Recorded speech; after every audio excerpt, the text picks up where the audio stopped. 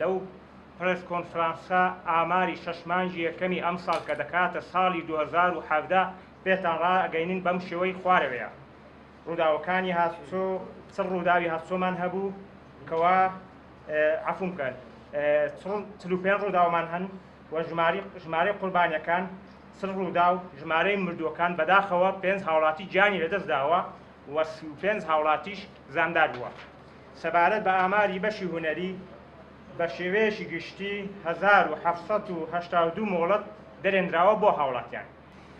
کارتی زانیاری کە بە ئۆتۆمبیلەکانی ژمارەی خواروی عێراق دەردێت 14 دانەمان هەیە، 14 کارتی زانیاری دەرکراوە.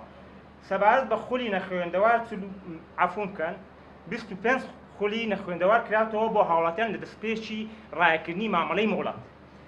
بەشداربووی ژمارەی هاوڵاتیەکان 726 کەسە.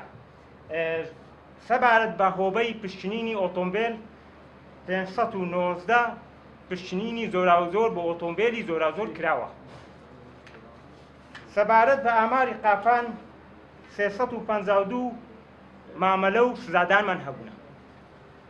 و سەبارەت بە ئاماری بەشی ئەندازە کۆی گشتی 1701 چالاکیان هەبووە. کۆی سزادراوەکان کامیرەی چاودێری کە سزای ئۆتۆمبیلەکانی خێرایی لە ڕادەبەدەری تۆماری کردەوە ئەوانەی لە سەر و خێرایی یاسایی لێ ئەخڕن 21,591 دانەمان هەیە. و سەبارەت بە سەرپێچی سزادراوەکانی تر بە هەموو نۆعەکان و زۆرەکانیەوە 3432 دانەیە. ئەوەی پێمان ڕاگەیاندن ئاماری شەشمانجی یەکەمی ساڵی 2017 بەڕێوەبەراتەکەمانە بە سەرجەم بەش و هۆبە و بەڕێوەبەراتەکانیەوە.